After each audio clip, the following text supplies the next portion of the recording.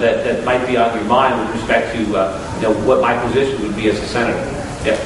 I have a question. I'm sure everybody in this room that hit pretty hard with the 401k plans during this last recession. And what you're talking about, I know it put a lot of scare in me going forward because I'm close to retirement age. I guess my concern is more on the investment side versus the running for election.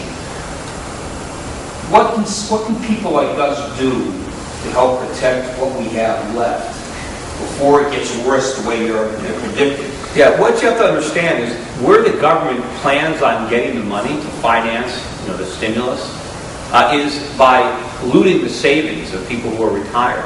See, what the government is going to end up doing is just printing money and spending it.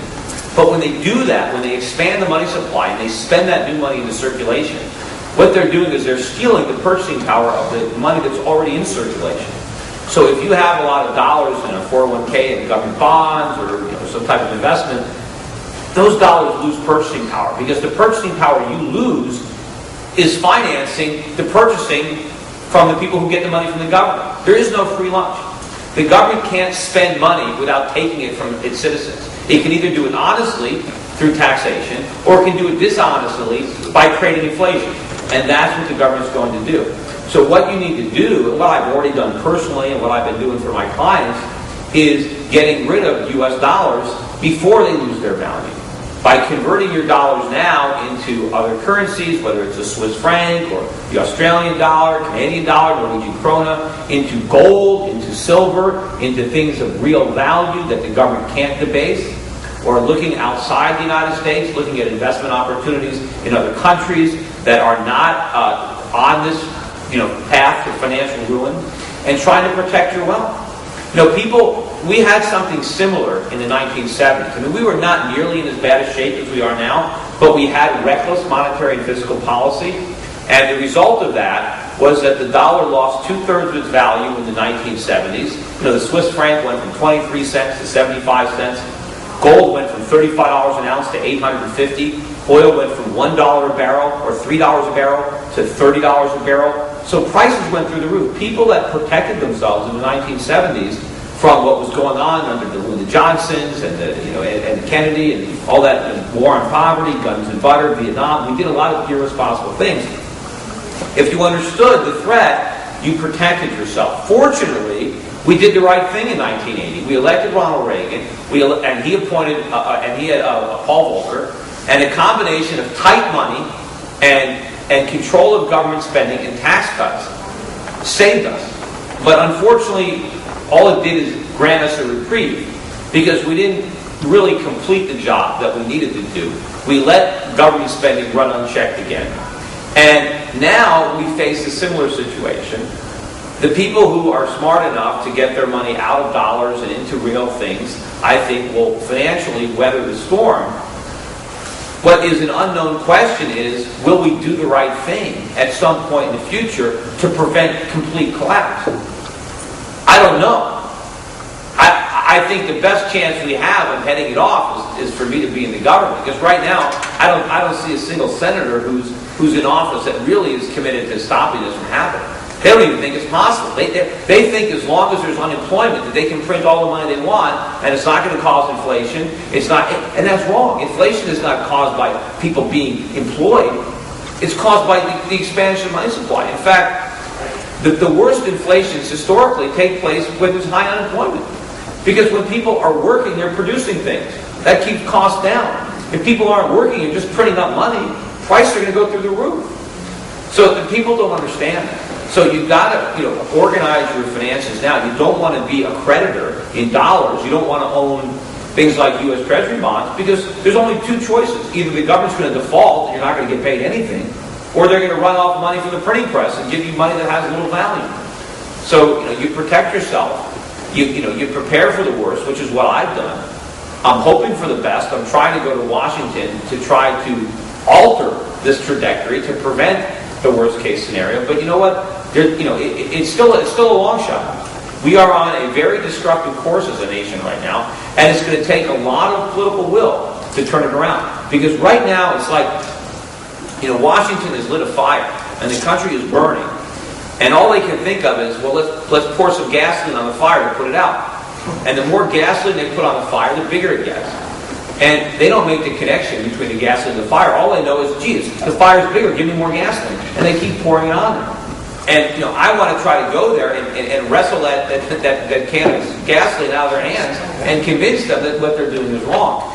But that's all they know. And so it's difficult to do that. Yeah.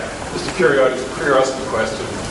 I probably saw you on a lot of major news networks pushing your book, predicting the collapse and the way it did happen.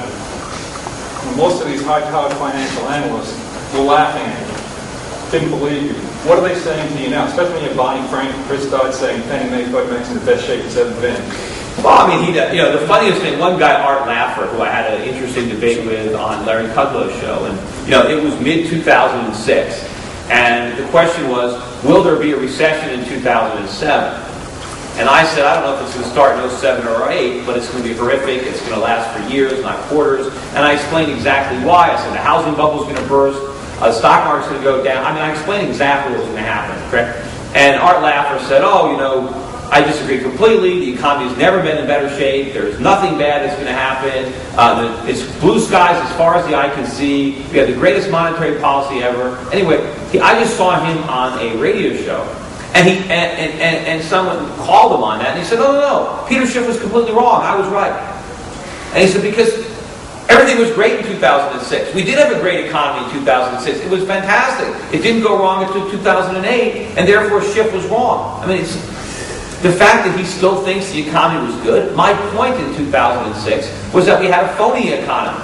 It wasn't real. We were living in a bubble. We were simply spending borrowed money, and we thought because real estate prices were going up and the stock market was going up that we were getting richer. And I tried to explain that was an illusion, that those prices were going to come down, but the debts were still going to be there, and that we were going to have to suffer for that phony prosperity. Yet a guy like Art Laffer, who's very famous, still doesn't understand the root cause of the problem, and he's not even man enough to admit that he was wrong, and at least give me a little credit for being right. Some people have apologized. I did a show the other day, a couple months ago on Fox. This guy, Charles Payne, who was always attacking my patriotism every time I said something negative, finally said, if you kind of apologized, said, we should have listened to you. You come on a show, you got a lot of stuff right. So once in a while, Ben Stein apologized to me in one of his columns. But in general, people are still laughing at me. They still don't give me any more credibility than they did before. And the funny thing about it is, before my predictions came true, I was on television every week. I was on CNN every week. I was on CNBC. I was on Fox. I was on Bloomberg.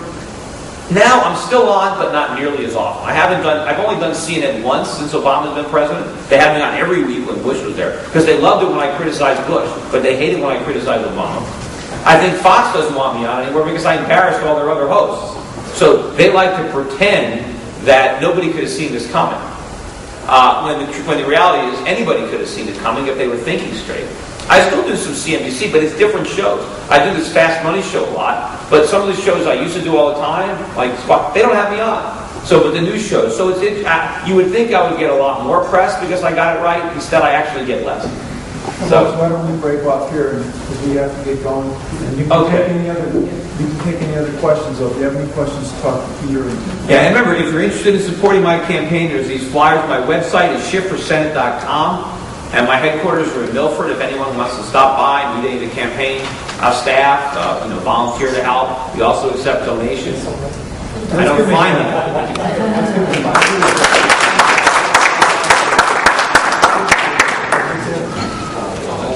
You got to look. I mean, you want to look at the mutual funds. Look at if there's any natural resource funds, if there's funds that are involved in energy or metals and mining. Look at any global or international funds. If they have emerging market funds, if they have anything in China, if they have a foreign bond fund.